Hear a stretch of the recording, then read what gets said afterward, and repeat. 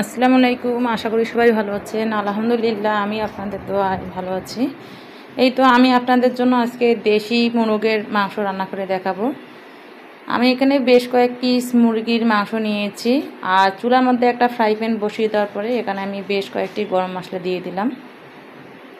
এরপরে 8-10টি আমি পেঁয়াজ কুচি করে নিয়েছি, সেটা দিয়ে দেব। আর এর মধ্যে 2টি দারচিনি পাতা দিয়ে দিলাম।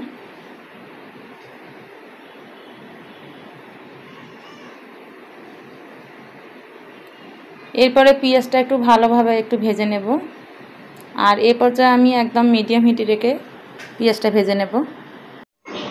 পেঁয়াজটা ভালোভাবে ভেজে নেওয়ার পরে আমি এখানে বেশ কয়েকটি রসুন খোসা ছাড়িয়ে নিয়েছি, সেগুলো দিয়ে দিলাম। দিয়ে আবারও হালকাভাবে একটু ভেজে নিয়েছি।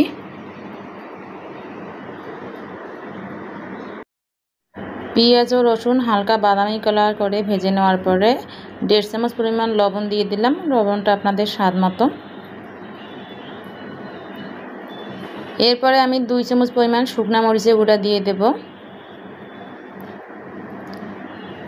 1 চামচ পরিমাণ হলুদের গুঁড়া, আর আদা রসুনের পেস্ট আমি এখানে 3 চামচ পরিমাণ দিয়ে দেব।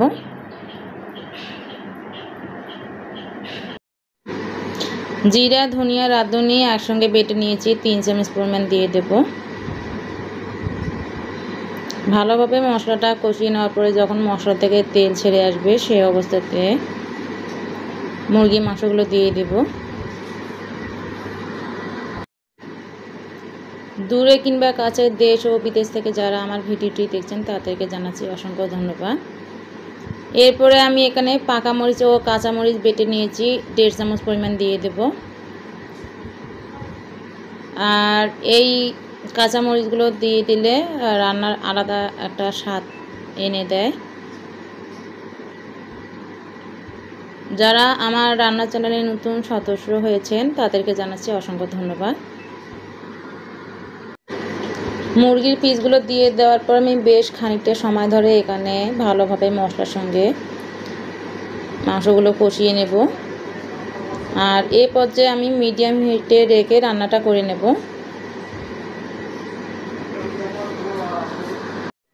আমার এই রান্নার চ্যানেলে আরও অনেকগুলো মুরগির রেসিপি দেওয়া আছে, তা চাইলে আপনারা দেখে নিতে পারেন।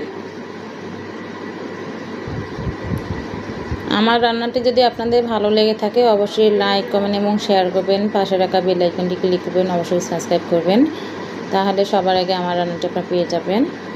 আপনাদের নতুন নতুন কমেন্ট পড়ে আমার অনেক ভালো লাগে।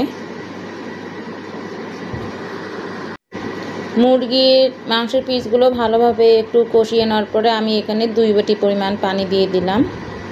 আর এই পর্যায়ে আমি একটু কুসুম গরম পানি অ্যাড করেছি। এখন ভালোভাবে আবারও ঢাকনা দিয়ে দিব 10 মিনিটের জন্য।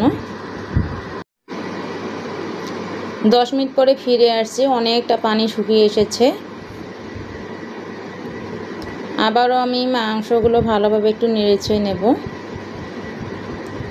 আর এখানে আমি ফেটানো টক দই নিয়েছি, 4 চামচ পরিমাণ দিয়ে দিলাম।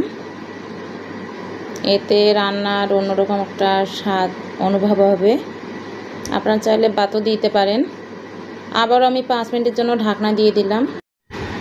20 থেকে 25 মিনিট সময় ধরে রান্না করে নেওয়ার পরে অনেকটা পানি শুকিয়ে এসেছে। এখন আমি ঝোলের জন্য পানি অ্যাড করে দেব। আর এখানে আমি কুসুম গরম পানি অ্যাড করে দিলাম 1 কাপ পরিমাণ, যেহেতু ঝোলটা একটু কম রাখবো।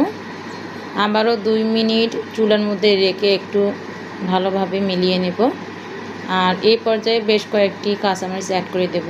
দিয়ে আবারও চুলার মধ্যে 2 মিনিট রেখে রান্নাটা নামিয়ে ফেলব। রান্নাটি কেমন হলো অবশ্যই আমাকে কমেন্ট করে জানাবেন। আর এতক্ষণ পুরো ভিডিওটি যারা দেখছেন তাদেরকে জানাচ্ছি অসংখ্য ধন্যবাদ। সবাইকে আবারও আসসালামু আলাইকুম, আল্লাহ হাফেজ।